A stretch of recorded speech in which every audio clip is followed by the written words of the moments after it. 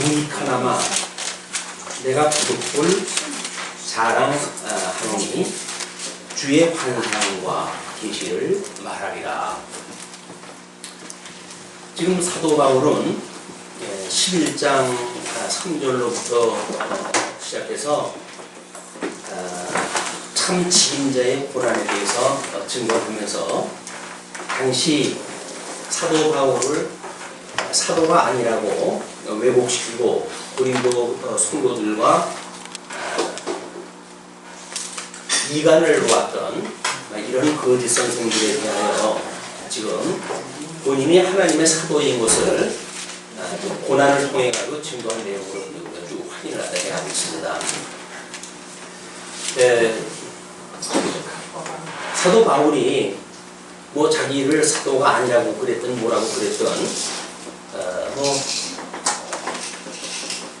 복음을 증거하는데 굳이 자기를 분명할 이유가 뭐가 있겠어요? 그러나 하나님의 말씀으로 듣지 아니하고 왜곡되어지는 이런 일에 있어서 사도 바울은 지금 무익하다고 이렇게 전제를 하면서도 내가 부득불 자랑을 하겠다 이렇게 이야기를 합니다. 참 제일 안타까운 이야기예요. 자신에 대하여 아니라고 하는 그거를 기다라고 이야기를 하면서 이렇게 변명을 해야 되는 것이 얼마나 궁극스러운 일인지 모릅니다. 지금 그러지 않아도 한국 교계에 말도 안 되는 교리를 가지고 이단들이 창궐하다시피 되어져 있는 상태고, 그동안 양적 어떤 부흥에 한국 교회가 정신을 빼앗기고 있는 동안에 말씀에 대한 공부가 부족하고 하다가 보니까 비진리를 가지고도 성도들의 마음을 후려내고 또는 흔들고 이렇게 하는 일이 다반사로 지금 벌어지고 있습니다. 어떻게 보게 되면 이런 그 지경에 우리가 증거하는 복음이 왜 그들이 거짓말에 대하여 변증의 도구로 또는 이렇게 핑계를 삼아서 이야기를 해야 되는지, 이거는 한국 교회에 있어서도 필연적인 일인 것 같습니다. 한때 우리 교회도 신천지가 들어왔어요. 남자 여자 짝을려가지고 들어와가지고 근데 딱 걸렸어요. 하는 짓거리가 꼭 이단의 짓거리예요. 그래가지고 우리 성도님들이 그동안 성경을 공부한 내공이 있으니까 그래 한번 지켜보리라 해가지고 모른 척하고 같이 성경 공부를 했잖아요. 근데 어느 정도 하는데도 자기네들 교리가 무너지고 이게 급해졌던 것 같아요. 성도님들한테 1대1로 붙어가지고 작전이 벌어지기 시작을 했습니다. 네. 두고 보면 알 일이니까 봤더니 한 사람도 끄떡거리는 사람이 없고 그 사람들의 이야기에 대해서 귀 기울이는 사람들도 없고 제풀이 하나 떨어졌어요. 나중에 들리는 이야기로는 어떤 그런 그 교회에 출석을 갖다 하면서 열심히 추수꾼 역할을 갖다 한다는 이야기를 들었습니다. 이 현재 상황이에요. 이 고린도 교회도 마찬가지로 적그리스도들이 등장을 해가지고 제일 먼저 공격하는 것이 그들에게 복음을 증거했던 사도 바울을 좀 공격을 한다 해야 되지 않겠습니까? 그러니까 사도 바울이 궁금스러운 거예요. 지금 이제 본인이 고린도 교회가 좀 떨어져 있는 시간이 제법 되어지고 충분히 오해의 여지가 있고 또 역사적인 사실 이런 걸 통해 가지고 공격을 갖다 해야 되니까 그것이 아니라고 하는 일에 대하여 이제 쭉 설명을 하다가 12장 1절로 들어서 가지고 당신의 사도 바울이 경험을 갖다 했던 놀라운 신령한 사건에 대해서 이제 소개를 갖다 합니다. 너희들은 감히 나하고 잽이 안 되는 사람들이야 라고 이야기를 하는 거야. 그러니까 부득불이라고 이야기를 하는 거예요. 차마 내가 이 이야기를 하기가 못한데 하나님께 주셨던 특별한 그런 그 은혜의 선물이었었고 이거는 하나님께서도 누구에게 드러내게 하시기 위해서 자랑 삼아 허라고 주신 것이 아닌데 이 복음을 이렇게 듣고 이 혼란을 일으키고 있는 이 고린도 교회 성도들에게는 이야기를 안 하고는 안 되겠던 거예요. 그래서 지금 부득불 무익하지만 부득불 자랑을 하겠다 이렇게 전제를 하면서 우리 주님께서 환상과 계시를 보여준 걸 이야기를 합니다. 이제 우리가 늘 어떤 주관적인 신비주의에 빠지게 되면 나름대로 이 환상을 보았다, 우리가 계시를 직접 들었다 라고 하는 걸로 해가지고 지금 한국 교회도 물론 세계 교회가 마찬가지입니다만은 많이 혼돈을 불러일으키고 그러거든요. 근데 사도 바울이 이때 환상과 계시를 보았던 사건들은 특별 계시를 기록하게 하시기 위한 특별한 시기였어요. 이제 그 사도 시대라고 우리가 특별히 이야기를 하고 신약 성경이 완성되기 전까지 1.1핵이라도 더하거나 감할 수 없을 완전 무결한 성경이 완성되어질 때까지 하나님이 주셨던 특별한 은혜의 선입니다. 근데 이거를 성경이 완성되는데도 불구하고 지금도 뭐 자기가 환상을 본다, 계시를 본다 이렇게 이야기를 하니까 특별 계시가 1.1핵이라도 더하거나 감할 수 없는 그런 성경이 아니라 지금도 거기에다가 자기가 받았던 환상, 계시를 추가할 수 있다고 보여지는, 그래서 특별 계시라고 하는 그거를 절대 객관적 진리로 인정하지 않는 이런 교리적 오해가 만들어지는 겁니다. 신비적인 어떤 그런 주관적인 신비주의가 그렇게 대단한 거냐라고 이야기를 하겠지만 그 사람들이 공격하는 거는 이 성경관 자체를 공격을 하는 거예요. 이 성경관을 공격한다는 이야기는 사실은 본질을 지금 공격을 해온다는 이야기이기 때문에 이걸 경계하지 않으면 안 되는 일입니다. 그래서 그것이 우리가 미숙했을 때 흔히 있을 수 있는 일이고 신앙생활의 어떤 정진을 위해서 하나님께서 가정적으로 우리한테 주실 수가 있는 일들이죠.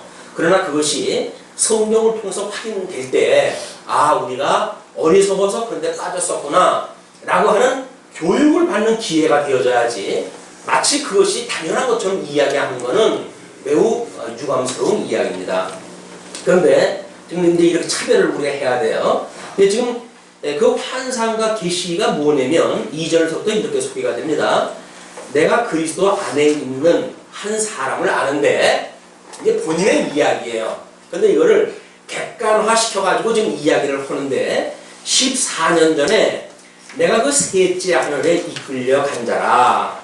그가 몸 안에 있었는지 몸 밖에 있었는지 나는 모르거니와 하나님은 아시느니라. 내가 이런 사람을 아노니 그가 몸 안에 있었는지 몸 밖에 있었는지 나는 모르거니와 하나님은 아시느니라. 그가 낙원으로 이끌려가서 말할 수 없는 말을 들었으니 사람이 가히 이르지 못할 말이로다.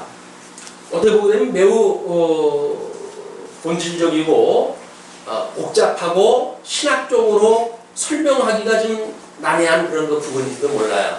그러나 우리가 통속 성경 개론에 의해 가지고 창세기로부터 이렇게 쭉 공부를 갖다 해보게 되면 그냥 우리가 알고 있는 이런 세계관에 의해서 그냥 설명이 되어지는 일입니다. 왜냐하면 하나님께서 천지를 창조하셨다고 이렇게 이야기를 했어요.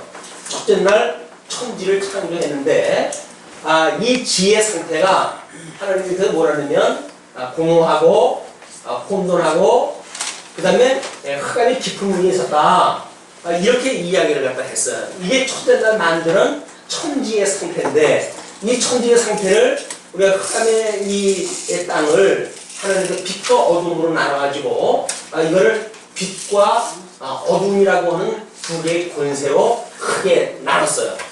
그리고 셋째 날 하나님께서 이렇게 우리 공모했던 이런 공모했던 이런 뭐가 뭔지도 모르는 그런 이 땅의 상태인데 이때 하나님께서 아랫물과 윗물로 나눠 놓으셨어요.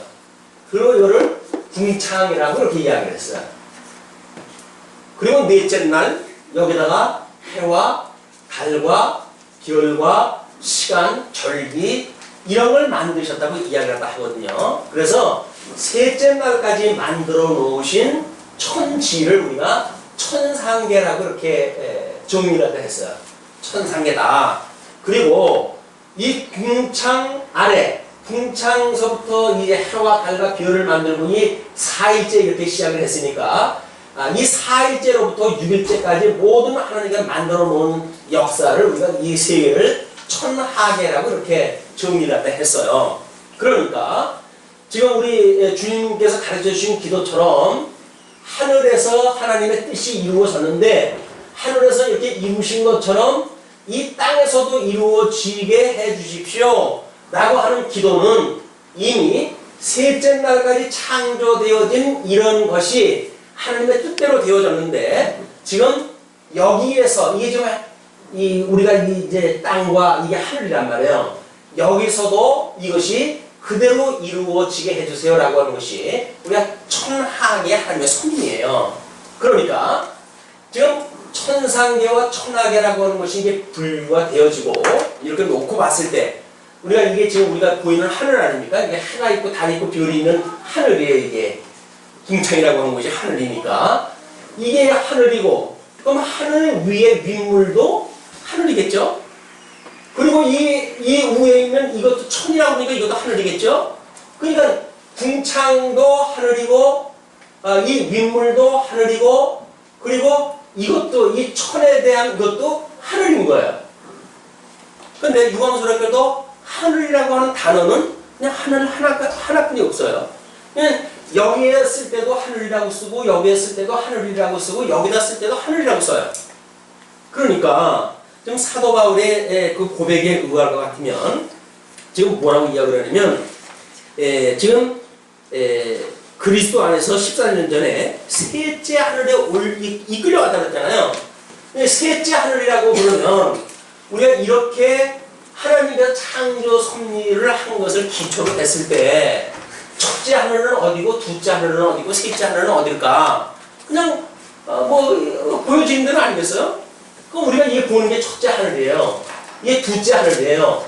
그리고 이것이 셋째 하늘인 것은 우리들이 어떤 성경 창세기 1장 1절서부터 쭉 읽어 나가면서 확인한 바에 의하면 그 세계관적인 구도에 의해서 이 하늘에 이끌려 갔었다. 이렇게 이야기를 하죠.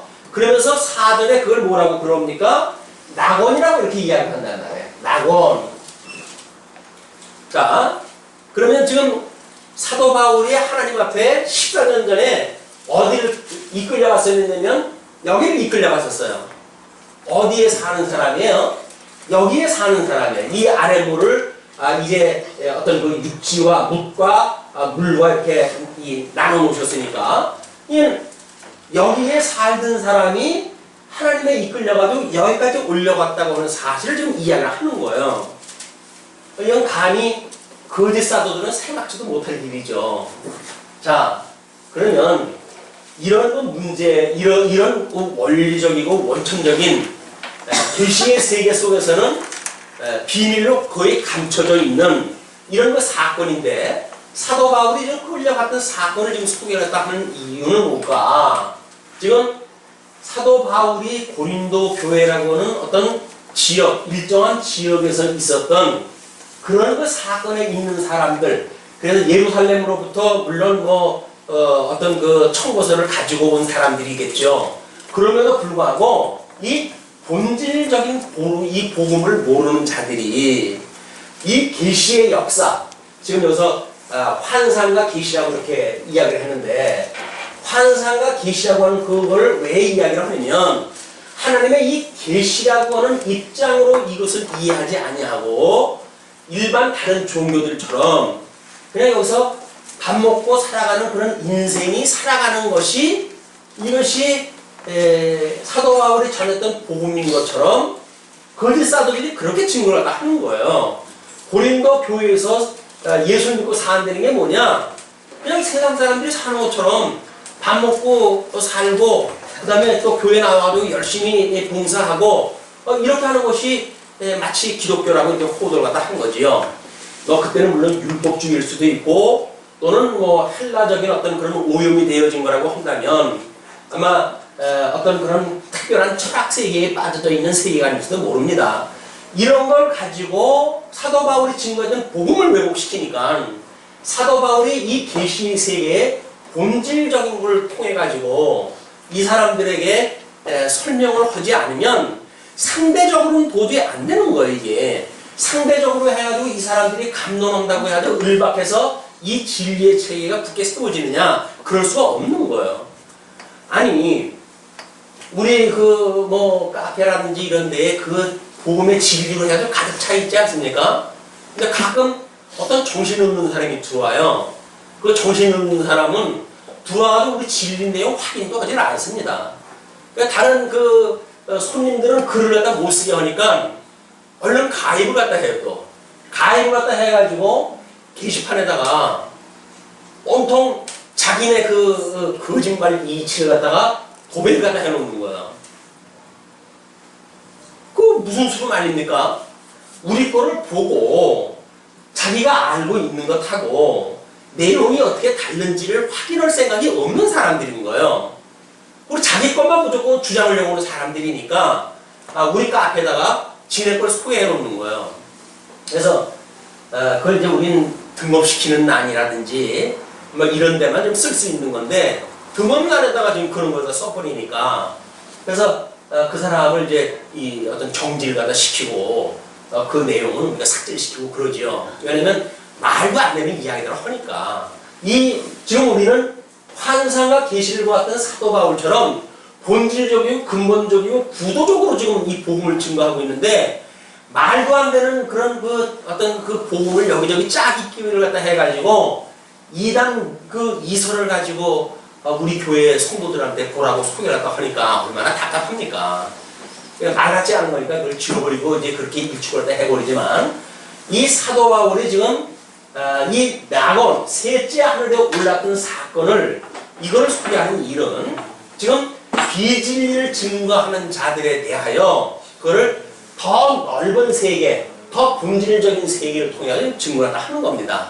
그래서 만약에 고린도 교회 성도들이 사도 바울이 처음에 전했던 복음을 듣고 사도 바울의 그 복음을 따라서 지금 이렇게 굳게 서 있다고 한다면 거짓 선생이 가르쳐줬던 거에 마음을 빼앗길 리가 없잖아요. 근데 그 고린도 교회가 흔들리니까 그들이 가르치는 거고 내가 과거에 가르쳤던 거하고는 본질이 다른 거다. 너희들이 그 귀에 듣기 좋은 소리 한다고 해가지고 거기에 너희들 빠지면 안 돼. 라고 하는 충정으로 해가지고 본인의 생각하기는 무익한 내가 이걸 하나님 앞에 정말 이 비밀, 하늘의 비밀을 갖다가 내가 이걸 소개를 갖다 해야 될까 싶은 마음을 가지고 지금 이걸 이야기를 한단 말이에요. 자, 그러면 창세기 1장에서는 이렇게만 정리를 하고 그 다음에는 이 천에 대한 이야기나 천상계에 대한 이야기는 일체 없어요. 그 다음에는 이제 여기다가 이제 하나님께서 에덴 동산을 만드시고 그리고 에덴 동산에서 내쫓아가지고 이 세상 죄 가운데로 이 아담을 내쫓는 이런 역사로 해가지고 시작이 되어진단 말이에요. 그러면 이런 에덴으로 해가지고 내쫓겼다가 예수님을 통해서 다시 구원의 역사가 일어나는 이런 아담에 대한 본질적인 복음의 이야기 이거를 보여주기 위한 것이 지금 아마 제가 가끔 그 예를 드린다면은 하나님께서 가나안 땅을 이 약속의 땅 아닙니까? 근데 애굽의 종으로 이걸 내려보냈다가 이들을 출애굽을 시켜가지고 광야에서 살아가게 하신단 말이에요. 이들이 바라보는 땅은 가나안 땅에 약속한 땅, 이 가나안 땅. 그러나 광야에 살고 있던 사람들의 입장으로 보게 되면 지금 죄의 종로로 타는 것이나 에덴 동산에서 있던 사람들이 우리 이 가나안 땅으로 다시 이제 이 이스라엘 백성들이 가는 것이고 여기에 이제 광야로 가는 것이 아직은 우리가 천년왕국이 회복되어지기 전에 이게 주님의 몸된 교회, 이게 눈에 보이는 교회예요. 그러니까 여기에는 육신을 가지고 우리가 예수를 믿는 사람들이 지금 있단 말이에요.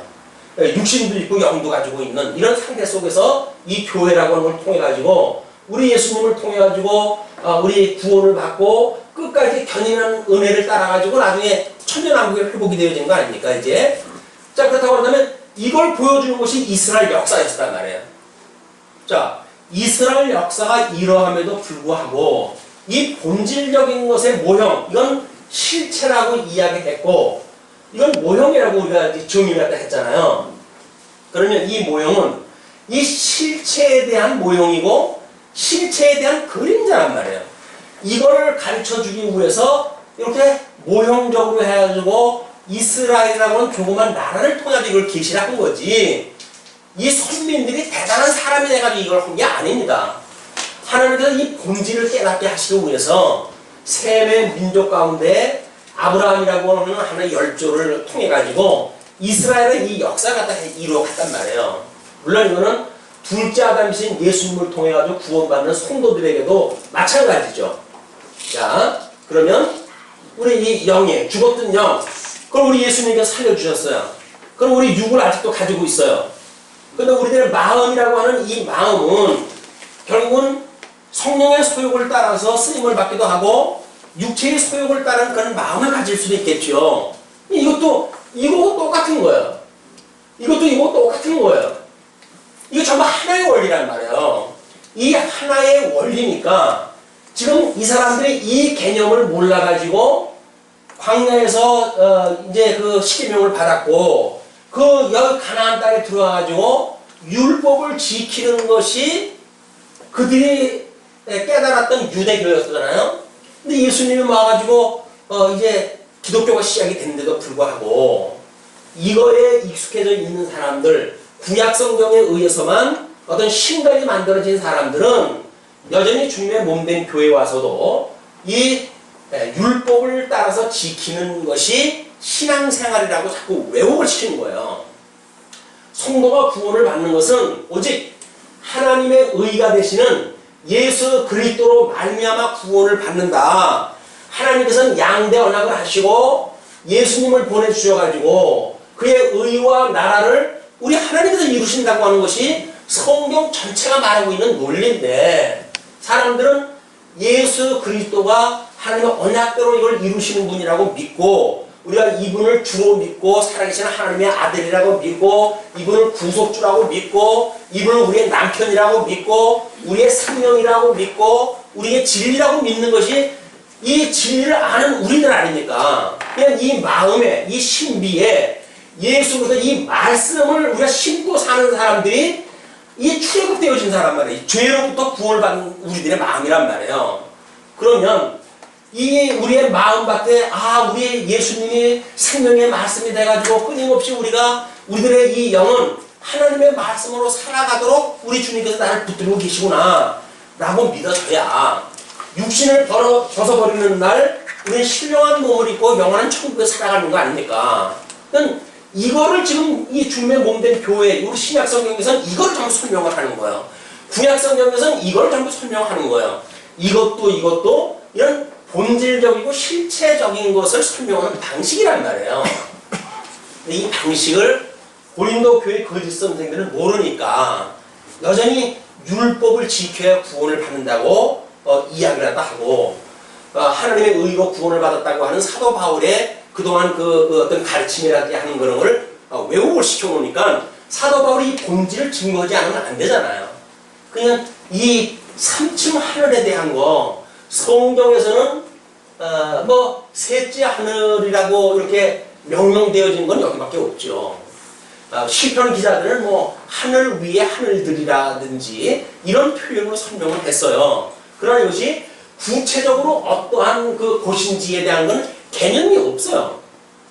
우리도 그동안 우리 교회에서 이 교회 생활을 해왔지만 천지 창세기 1장에서 말했던 하나님의 세계에 대해서 잘 이해 못합니다. 그걸 못하니까 사도 바울이 지금 이 셋째 하늘 낙원에 대한 이야기를 할 때 이게 무슨 뜬금없는 소리야 이렇게 생각이 들잖아요. 근데 우리가 이렇게 생명의 우리 예수 그리스도로 말미암아 영원하신 하나님께서 우리들에게 생명을, 이 영을, 우리 생명을 부어로 넣어가지고 우리가 죽었던 영이 살아났단 말이에요. 그럼 죽었던 영이 살아난 것이 구원받은 거 아니에요? 그럼 구원받은 사람들이, 성도들이 살아가는 것이 이게 주님의 몸된 교회란 말이에요. 그러면 우리가 하나님의 은혜로 구원을 받았는데 지금도 여전히 우리가 어떤 육적인 우리의 공로로 구원을 받는다는 이야기는 거짓 이야기겠죠. 이것이 신비적인 거든 어떤 일이 됐든 충성을 아주 자기의 어떤 죽도록 충성하는 사건이든 아니면 영적으로 해가지고 신령한 세상이 모를 그런 병 고치는 은사를 가지고 있든 지금도 이렇게 껌뻑 넘어가는 사람들이 있어요. 그걸 우리가 입신이라 이렇게 이제 보통 이야기를 하는데 지금은 입신이 없습니다. 기절한 거예요. 기절한 거. 거짓 영이 유혹하는 이 육의 세계를 우리가 오해하게 되면 마치 이것이 산 영이 만들어지는 일인 것처럼 착각이 되어진단 말이에요. 이걸 우리가 붙들고 살아야 된다. 우리 영은 죽었던 우리 영을 우리 생명이 되신 우리 주님께서 우리 살려놓으신 거예요. 우리 생명은 예수님과 한 몸이 되어진 거예요. 우리가 연합이다 이렇게 이야기를 하잖아요. 연합되어졌다. 중생되어졌고 연합되어졌다. 우리의 생명은 내 생명이나 우리 어린애가 누구예요? 예랑이의 생명이나 똑같은 생명이에요. 그리스도 안에서. 예랑이가 나보다 나이가 어리다든지 이렇게 하기 때문에 나한테 업신여김을 받을 이유가 아무것도 없어요. 주 안에서 우리는 인격적으로 같은 형제예요. 같은 자매인 거예요. 믿어지십니까?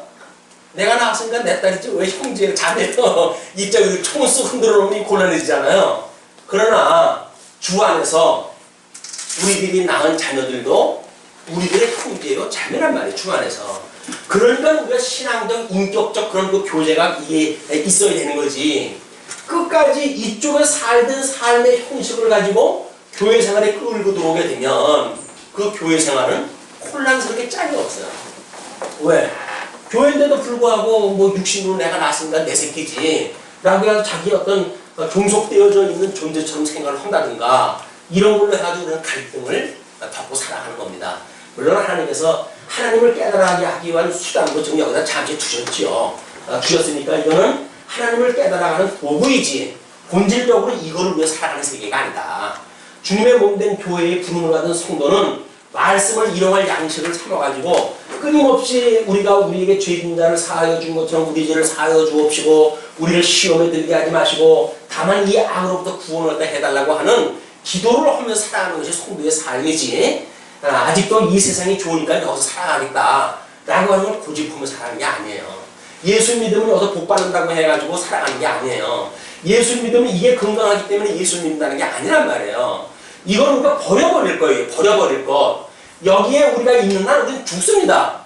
우리가 여기서 죽고 여기서 살아나야 되는 거지 성도가 여기서 살겠다는 이야기는 말이 안 되는 이야기예요.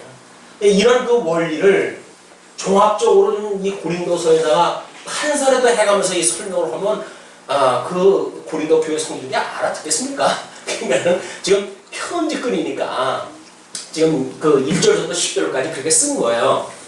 그 1절부터 10절까지 내용에 삼층천의 영적 체험과 육체의 가시로 좀 변명을 하는 내용 아니에요? 자, 아주 재미난 그런 그 비유예요, 그것도.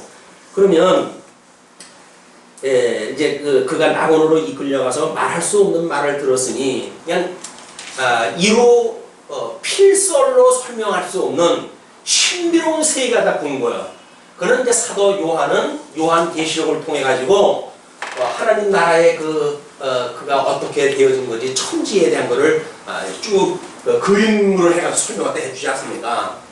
그러면 그건 요한에게 주어졌던 그런 그 계시의 역사지만 사도 바울에게는 요한이 보았던 그런 그 계시의 세계가 아니라 바로 이 하늘의 세계, 장차 있을 일에 대한 걸 보여준 것이 아니라 하늘에 대한 것만 이제 보여준 거예요. 그러니까 아마 요한계시록 19장 20장 이런 정도의 후반부에 가서 있을 그런 그 나라의 모습이나 그런 것이 아닐까 싶은데 그걸 갖다 보여줬다는 거죠. 그러니까 내가 이런 사람을 위하여 자랑하겠으나 나를 위하여는 약한 것들 외에 자랑치 아니하리라. 자, 이 신비로운 세계, 이 우리 예수 그리스도가 계셨던 보좌가 있는 곳에 하나님이 계신 곳이니까 하나님과 그 우편에 우리 주님이 계셨던 그 보좌에 직접 이끌려갔으니까 얼마나 이게 높고 귀한 그런 그 계시의 역사입니까? 근데 이런 것이 아니라 자기가 자랑할 거는 따로 있다는 거예요. 그게 뭐냐면 이 아랫물 속에 이 천하계에서 지금 사도 바울이 섭리해가는, 육신을 가지고 섭리해가는 이 사도 바울의 이 입장에서는 지금 당신이 가지고 있는 이 육신이 얼마나 연약하고 정말 하나님 앞에 보잘것없는 것인지 이걸 통해 가지고 이 귀한 복음을 증거하겠다 그 이야기예요. 역설적으로 자기가 뭐 하나님 앞에 대단한 은사를 받았어 가지고 이렇고 저렇고 하니까 너희들 까부지 마라 그러는 것이 아니라 하나님의 섭리는 이렇게 대단한데 그 하나님께서 별 볼 일 없어 가지고 세상 사람들한테 손가락질 받을 만큼밖에 안 되는 사도 바울을 통해 가지고 하나님께서 어떻게 그 크나큰 영광을 드러내는지 역설적으로 그렇게 설명을 하겠다 그 이야기입니다. 사도 바울의 심령만 그런 게 아니죠. 끊임없이 우리가 이 육신에 가지고 있는 이 조건을 가지고 높이고 이걸 자랑하는 게 아니에요. 주님의 몸된 교회에서는 이걸 자랑하는 것이 아니라 끊임없이 부족한 우리, 연약한 우리, 죄덩어리인 우리, 이 우리들을 우리 예수, 하나님의 의가 되신 예수 그리스도께서 온전케 해가신다고 하는 이 하나님의 영광, 능력, 이걸 우리가 찬양을 할 일이지 세상에서 예수님 믿었더니 복받았다, 11조를 냈더니 복을 받았다, 사업이 잘 된다 이렇게 설명하는 방식이 아니란 말이에요. 이걸 오해하게 되면 그러면 천국에 대한 소망이 필요 없게 되어집니다. 아니 여기서 재미나고 뭐 좋은데 천국을 못 돌아와요. 사도 바울처럼 정말 지금 사도 바울의 이제 그 어떤 자기의 표현을 우리 한번 보지요. 내가 만일 자랑하고자 하여도 어리석은 자가 되지 아니할 것은 내가 참말을 함이라.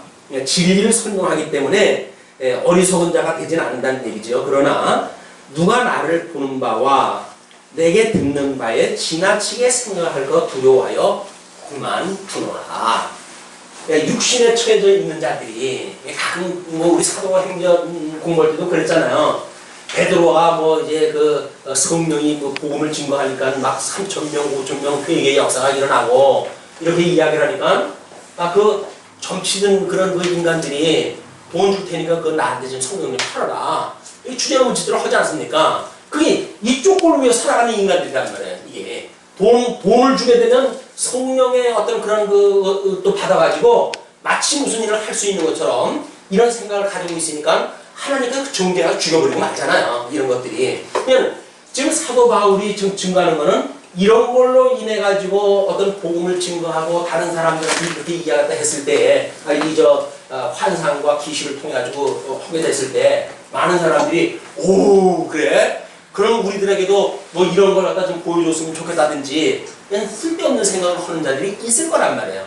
그러니까 그들을 위해서 내가 그만두겠다. 그런 그 이야기는 그러면서 7절에 여러 계시를 받은 것이 지극히 크므로 너무 자고하지 않게 하시려고. 그냥 너무 이게 크니까 하나님이 너무 신령한 걸로 가지고 충만하게 주시니까 하나님께서 교만할까봐. 우리 늘 이거예요. 우리가 이쪽에 있는 거 하나님 깨달아가는 수단을 위해서 주신 거라고 그랬잖아요. 그러면 하나님께서 이 사도 바울의 육체에다가 가시를 갖다 박아놓으셨어요. 가시. 자, 보세요. 그 가시가 뭔지.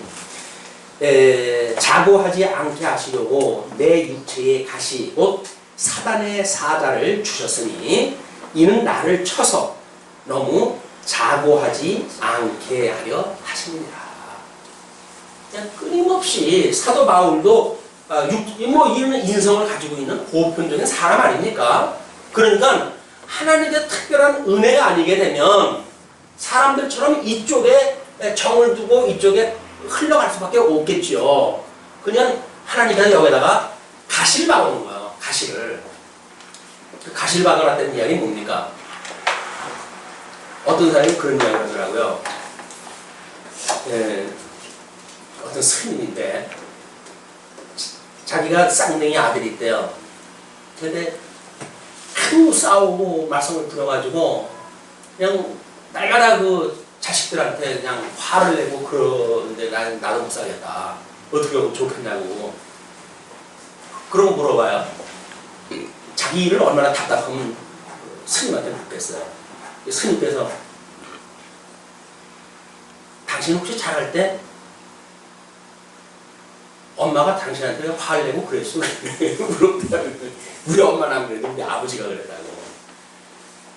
그러니까 그럼 그 아버지가 당신을 그렇게 했을 때 당신은 어땠냐고 그랬더니 몹시 괴로웠죠. 괴로움을 아는 사람이 자녀들한테 괴로움을 줘. 그런 게 아니에요. 아니 당신이 자랄 적에는 당신이 잠을 들 때마다 그냥 아버지가 그냥 있는 대로 화를 내시고 그래가지고 정말 뭐 어두웠던 젊은 시절이라고 그렇게 이야기를 하면서 어떻게 당신 그 사랑하는 아들이라고 그러면서 아들들한테 그걸 똑같이 반복을 할 수가 있냐. 그 저도 자기가 답답하다는 거예요. 그게 안 왔으면 좋겠는데. 그래서 안 하고 싶은데 그렇게 될 수밖에 없으니 어떻게 하면 좋겠냐고 그러니까 좋은 방법 하나 있는데 가르쳐 줄까요? 그러더라고요. 가르쳐 달라고. 그랬더니 그 도둑놈이나 강도를 갖다가 이렇게 만났을 때 쏘는 거 전자총 있지 않냐고. 그걸 내가 자녀들한테 화를 낼 때 자기에다 그걸 탁 쏘래. 그럼 기절을 하고 그러는 거예요. 아니 어떻게 그런 충격적인 그 방법을 이야기를 하십니까?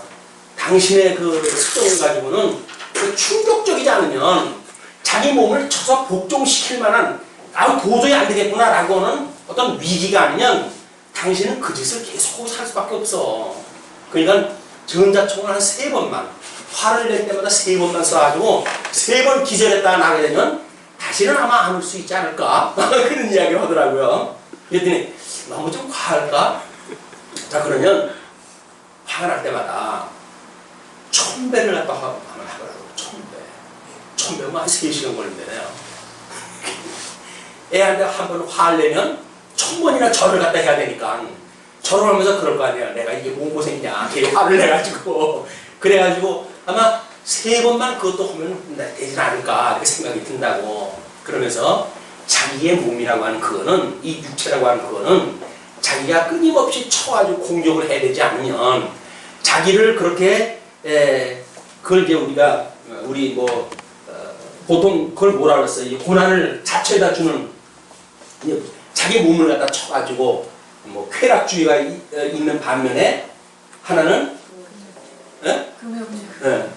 당신의 이 욕심을 갖다가 억지로 뭔가 막아내는 장치가 있어야 되니까 이런 방법을 갖다 해야 된다는 거예요. 그러면 물론 이걸로 사는 육신은 뭔가 변화가 있을 수 있을 거예요.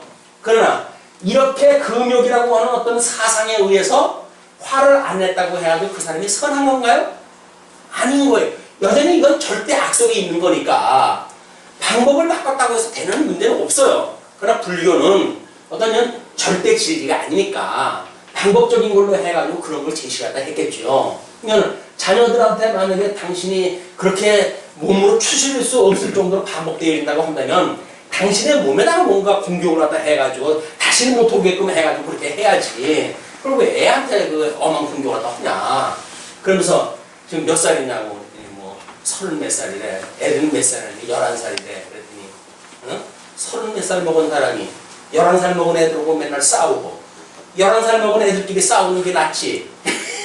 그런 이야기를 하는 거예요. 가만히 이야기해보면 이쪽 이야기는 너무나 잘 맞는 이야기 아니에요? 우리 자녀들한테 우리가 이루고저루 하는 이야기는 뭔가 나의 기준을 따라서 살아가게 하기 위한 방법이란 말이에요. 이 복음, 저 놀라운 환상과 계시의 세계, 이걸 우리 자녀들한테 들려주는 것이 아니라 이걸 가지고 갑론을박하는데 우리가 끝나고 마니까 복음을 안다고 하면서도 끊임없이 우리는 여기에 머무르고 있는 거예요. 고린도 교회에 지금 혼란이 오고 난리가 나는데 그 사람들이 그럼 이 방법을 가지고 이 문제를 해결하려고 그러니까 율법을 지키면 어떻게 되어지고 뭐 이런 거 아니에요. 또는 뭐 이 쾌락에 빠진 것도 마찬가지겠죠. 이런 그 사람들에게 복음을 증거하는 것이 본질적으로는 불가능하다. 오직 하나님의 의가 너희들을 구원하고 구원하신 너희들을 하나님께서 온전케 해가는 일이지 너희들 스스로 그럴 수 없다는 거예요. 그러니까 이걸 위해서도 하나님께서 잊어버리지 마 라고 해가지고 여기다가 큰 사인을 갖다가 새겨놨어요. 문신을. 그게 지금 가시라고 하는 사단의 가시. 사도 바울의 이 고백이 우리들에도 마찬가지죠. 만약에 제가 살아가기 어려운 어떤 그런 그 문제가 있다고 한다면 하나님께서 나를 사랑하시는데 왜 그렇게 하실까? 그건 분명히 하나님께서 안전장치를 나한테 주신 거예요. 브레이크가 잘 듣도록 조금 삐끗하게 되면 거기에 빠져가지고 앓구먼이나 라고 하도록 하기 위해서 주신 거지 우리가 미워가지고 주신 것이 아니라고 하는 그거를 여기서 한번 우리가 살펴봤으면 좋겠습니다. 자, 그러니까 자고하지 않게 이제 그렇게 하셨다는 거예요. 8절 이것이 내게서 떠나기 위하여 내가 3번 주께 간구하였더니 내게 이르시기를 내 은혜가 내게 족하도다. 사도 바울이 이걸 하나님 앞에 구했어요. 이거 복음 좀 증거하고 하는데 뭐 성경학자들은 뭐 이거를 안지리니 간지리니 뭐 여러 가지 이제 형식으로 설명을 합니다. 그러나 우리가 육체의 가시라고 하는 어떤 보편적인 대명사로 설명을 다 했다면 그냥 가시라고 하는 보편적이고 더 광의적인 의미로 이걸 이해하면 됐지. 그걸 구체적으로 해가지고 안지리냐 간지리냐 아니 모르겠어요. 그렇잖아요. 그냥 성경에 말하기는 그냥 사단의 가시라고 그랬으니까 사단의 가시를 하나님과 각자 우리한테 다 주신 거예요. 그러니까 성질이 급한 사람 하나님께서 사단의 가시를 갖다 우리한테 주신 거예요. 성질 급한 걸로. 왜? 급한 우리들의 성격이 발동이 될 때 이 하나님의 은혜가 아니면 나는 이렇게 살 수밖에 없구나 라고 하는 걸 깨닫는 방법은 가장 안전한 방법이 우리에게 주셨던 이 은사를 주셨던 가시란 말이에요. 은혜의 선물을 보여주십니까? 우리가 가지고 있는 모든 부정적인 것들 이게 하나님의 은혜의 선물로 믿어지십니까? 안 믿어지시는 것 같아요. 왜? 아니 좋은 건물로가 내가 나를 생각해도 싫은 건데 그게 하나님의 은혜의 선물이라니 이게 생각이 들거 아닙니까? 아닙니다. 하나님께서 우리에게 주신 것 치고 하나님 은혜의 선물 아닌 게 없어요. 그래서 카페에 필명이 만사은사라고 이렇게 썼어요. 만사은사. 모든 일이 하나님의 은혜가 아닌 것이 없어요. 착한 백성들한테는. 그걸 구약적인 방법으로 해가지고는 나가도 복을 받고 들어와도 복을 받고 하는 걸로 설명이 되어진 거예요. 이 이스라엘 백성들 착한 백성이라고 한다면 복 있는 백성이라고 한다면 애굽으로 나가도 복을 받고 바벨론으로 나가도 복을 받고 이 약속의 땅으로 들어와도 복을 받고 복을 받는 거예요. 그게 우리가 예수를 그리스도로 믿는 사람이라고 했고 예수로 말미암아 영생을 얻었다고 한다면 우리는 복 있는 사람이란 말이에요. 복 있는 사람. 그런데 자꾸 이쪽으로 돌이켜서 봤을 때 나는 왜 이러지? 라고 하는 걸로 해서 이 복을 잊어버리니까 복 있는 사람이 아니라 복 없는 사람이에요. 복 없는 사람은 너무 좀 평이한 말인가요? 그래서 성경에서는 저주가 된다 이야기를 한단 말이에요. 복과 저주가 갈리는 거니까. 우리 복 있는 자인데 복 있는 자가 복 있는 자라서 찬양을 하면 살아가는 것이 마땅하지. 어떻게 저주받은 육신의 거를 갖다 바꿔가지고 뭘 해먹겠다고 하는 그거는 이 이치에 맞지 않잖아요.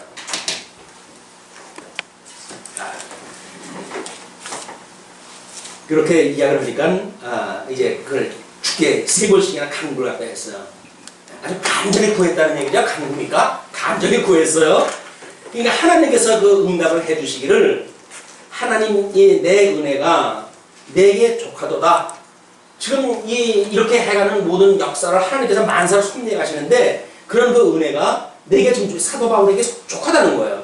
그래서 이것은 이렇게 은혜라고 하는 그 사단의 가시는 내 능력이 약한 데서 온전하여 지니라. 우리의 연약함을 깨닫게 하시기 위해서 주신 거예요. 이덕성이도 형편 좀 좋고 그러면 얼마나 잘난 척했어요. 하나님께서 골방 같은 데 집어넣으시는 거예요. 자랑하지 못하게. 국으로 성경이나 연구하고 말씀 내가 가르치고 있지.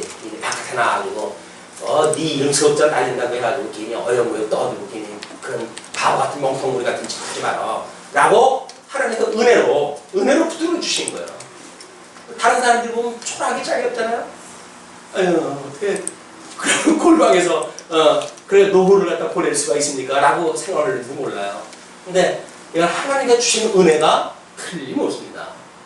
왜? 제가 저를 잘 알거든요. 잘난 척 되게 올 거예요. 이것만 내보십시오. 왜 잘난 척을 안 하겠어요? 다른 사람처럼 그냥 불림을 하고 말 한마디에 일사불란하는 게 뭐가 이거 된다고 보십시오. 왜 말을 안 하겠어요? 지금 왜 말을 안 하는지 아세요? 말해도 안 되니까. 말 안 듣잖아요. 안 듣니까 뭐 안 들을 걸 못 들어오겠어요. 될 때까지 기다리는 거지. 그냥 말이야, 제가 말 한마디 해가지고 일사불란하게 뭐, 그냥 뭐 움직이고 그래봐요. 재미나지. 되네. 히틀러처럼. 그 하사관 출신이 명령 한 번 하니까 뭐 일이 막 되어지고 그러니까 나중에는 온통 세상을 집어먹잖아요. 인간이라는 건 늘 그래요. 이걸로 육체로 해도 훈련이 되어 나가지고 다른 사람한테 뭐 압력을 가했는데 그게 먹힌다. 그럼 먹히는 일을 왜 안 하겠어요? 또 하지. 거기다 강도로 다 높이죠 또.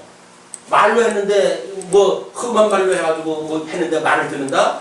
그 다음에 매 한 번 들으면 더 달렸거든요. 그럼 들어야죠. 그 매를 왜 안 들어요? 빠른 건데. 얼마나 빠른데 매 한 번 들으면.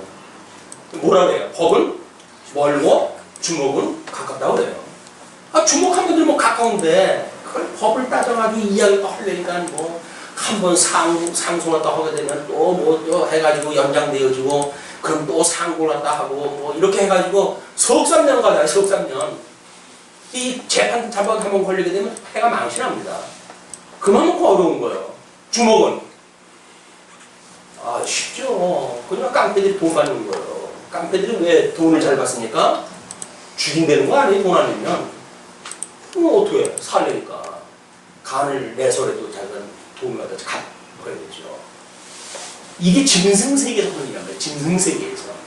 가장 빠른 일을 자꾸 추구하고 효율을 이야기하고 효과를 이야기하고 속도전을 이야기하고 주님의 몸된 교회는 속도전을 이야기하는 거 아닙니다.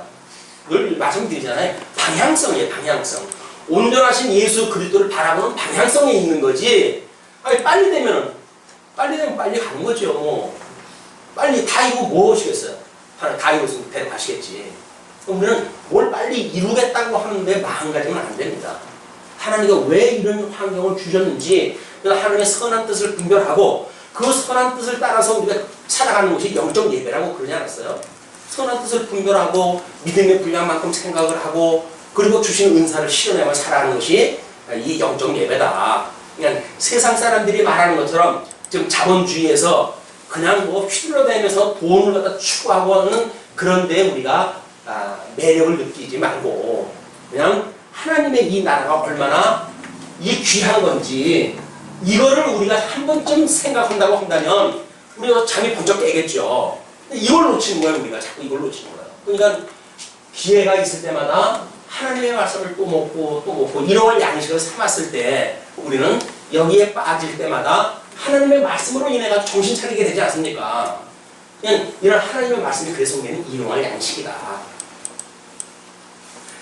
자, 내 능력이 약한 데서 온전하여 지니라 하신지라 주님께서 하신 말씀이에요. 이러므로 도리어 크게 기뻐함으로 나의 여러 약한 것들에 대하여 자랑하리니 이는 그리스도의 능력으로 내게 머물게 하려 함이라. 이제 앞으로 자랑거리가 뭔지 아시죠? 우리가 자랑할 거는 연약한 것밖에 없어요. 사단의 가시고 준 것밖에 자랑할 것이 없는 거예요. 뭐 여기서 영적으로 신령한 걸로 해가지고 뭐 이렇게 이걸 가지고 자랑하면 모를까? 이것도 아닌 어떤 세상의 이 조건을 가지고 자랑한다고 한다면 얼마나 초라한 겁니까? 11살짜리하고 싸우면 엄마하고 똑같은 얘기죠. 그러나 만약에 그 자녀가 내가 다시는 나와 같은 어떤 과거를 불려주기 싫다고 한다면 우리 아버지처럼 그 자녀한테 그러고 싶지는 않을 거 아니겠어요. 그러면 할 수만 있으면 그 자녀에게 사랑을 베풀고 그렇게 해가지고 그 자녀로 하여금 나와는 다른 세계를 뭔가 이렇게 만들어주는 것이 사랑하는 부모님의 역할 아니겠어요?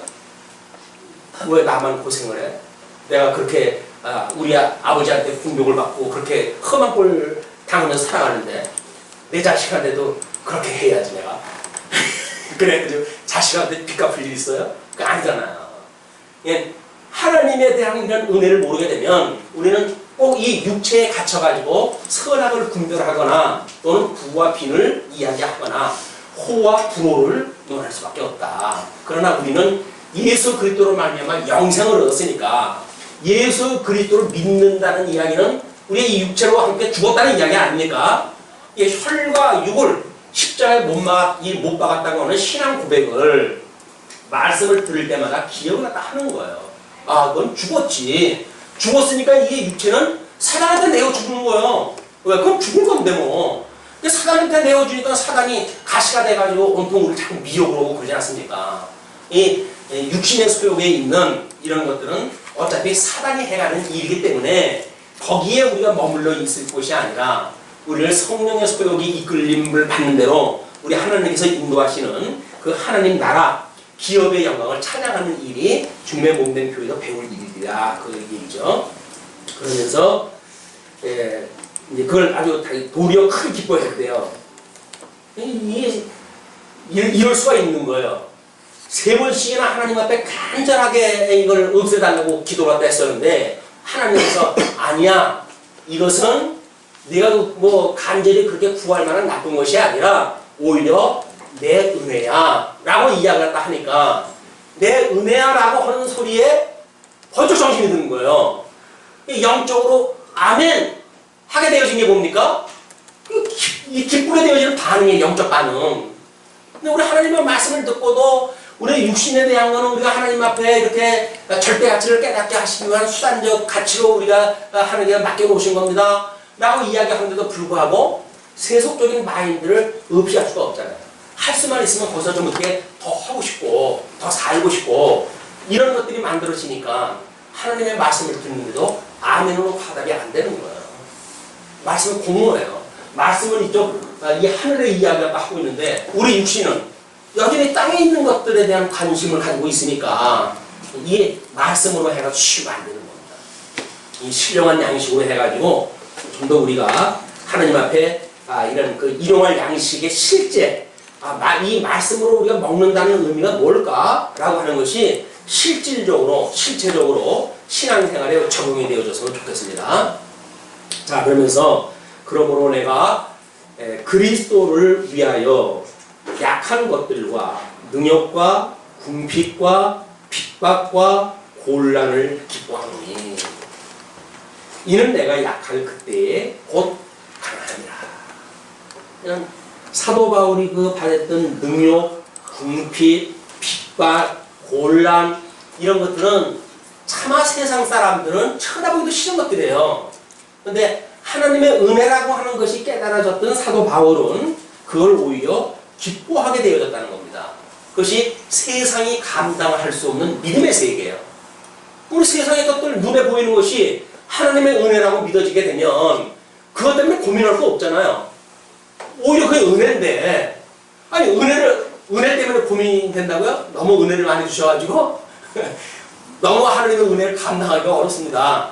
그러니까 이 은혜를 반쯤 줄여가지고 고난을 10분의 1로 좀 가감해 주세요. 뭐 이렇게 하시렵니까? 은혜라고 한다면 그게 만약에 돈이라고 한다면 어떨까요? 돈을 하나님께서 옅다 먹으라 해가지고 우리한테 1억을 주셨어요. 근데 아이고 하나님 저 1억을 쓸만한 그 그릇이 안 됩니다. 제발 1억은 너무 과한 것 같고 그 중에서 10,000원만 저한테 주세요 라고 이야기를 하실 거예요? 아니죠.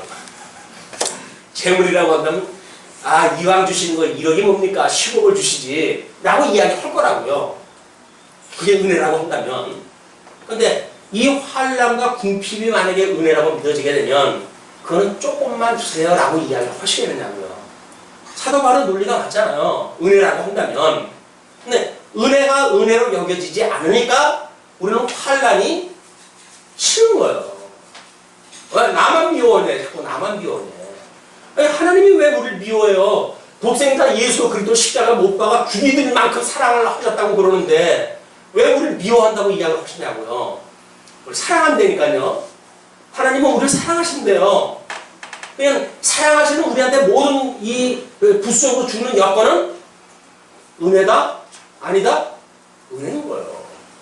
사도 바울의 이 이론이 그런 거예요. 우리의 이 말씀으로 정말 은혜로 깨달아져가지고 하나님 앞에 날마다 범사에 감사하고 항상 기뻐하고 쉬지 않고 하나님의 뜻이 이 하늘에서 이루어진 것처럼 이 땅에서도 이루어지게 해주세요 라고 기도하는 우리들의 그 기도가 하나님께서 우리를 향하신 어디에서? 그리스도, 예수 그리스도 안에서 우리를 향하신 하나님의 뜻이에요.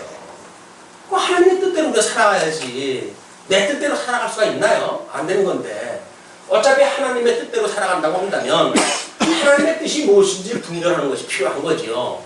그렇기 때문에 우리가 하나님의 말씀을 공부하는 겁니다. 그러니까 우리 정도 실력이면 교회 안 나와도 성경 공부 안 해도 다 구원받으셔요. 하나님의 이 생명을 품고 계신 분들은 아니에요. 그렇기 때문에 다 구원을 받으신 분들이에요. 세상 살아보나 안 살아보나 다 이미 천국 가실 분들이라니까요. 근데 왜 이렇게 성경 공부를 또 하시는 거야? 맞아. 좋은 거니까 확인하고 또 확인하고 정말이네. 확인하고 계신 거야, 이 기쁨을. 그러기 위해서 우리가 성경 공부를 하는 거지. 성경 공부를 해야 뭐가 되어지는 거 아무것도 없습니다. 성경 공부를 갖다 해야 구원을 받는다? 아닌 거예요. 구원 받는 사람들이 지금 우리가 성경 공부를 하는 거예요, 우리는. 그러니까 이 성경 공부는 정말 그래요, 하나님. 하나님도 우리에게 주신 것이 복이 아닌 것이 없고 은혜가 아닌 것이 없네요. 그냥 범사에 우리 감사할 것뿐이 없네요, 주님. 하다 걸려 넘어져도 아이고 주님, 내가 이거 빨리 가면 무슨 사고가 날지도 몰랐는데 다행히 걸려 넘어져가지고 속도 떨어뜨린 거 보니까 뭔가 나를 위해서 그렇게 주셨군요. 생각할 수 있으면 얼마나 좋겠어요. 아니면 내 팔로 내 다리로 해가지고 내가 살아가는 줄 알았더니 주님께서 허락지 않으면 그 돌풀에도 걸려 넘어지는 게 저군요. 주님의 은혜가 아니면 제가 이렇게밖에 살 수가 없어요 라고 어느 게 믿어진다고 한다면 범사에 우리 주님 우리가 찬양하면서 살아갈 거 아닙니까? 사도 바울의 이 신앙 고백이 고린도 교회 성도들에게만 준 것이 아니라 지금 주는 그리스도시요 살아계신 하나님의 아들이십니다 라고 신앙 고백했던 우리 베드로에게 그 신앙 고백 위에다가 내가 음부의 권세가 무너뜨리지 못하는 교회를 세워줄 거야. 그 약속대로 고린도 교회를 주님께서 세워가는 그 현장을 지금 우리가 확인하는 거 아닙니까? 그렇다고 한다면 그 특별 계시에 의해서 계시되어진 하나님이 오늘도 살아계셔서 우리들의 이 육신의 몸을 섬겨신다고 한다면 여전히 그 하나님의 행하시는 일이 있단 말이에요. 그 2000년 전 교회, 이 고린도 교회를 섬겼던 온전케 하시는 그 주님께서 오늘도 우리 말씀운동 소원교회를 온전케 하신다. 온전케 하시는 그 주님께 우리가 모든 걸 맡기고 우리 심령의 평강을 누리는 것이 우리 참다운 신앙생활이다. 그 이야기예요. 자, 우리 흩어져있는 한 동안도 은혜의 장중 아래 이렇게 하나님의 은혜 생각을 하시길 바라면서 오늘은 아무래도 여기서 끝을 맺어야 될 것 같아요. 왜냐면 13절까지가 다음 절로 이어졌는데 다음 권으로 연결을 시키기 위해서 시간이 좀 모자라는 것 같습니다.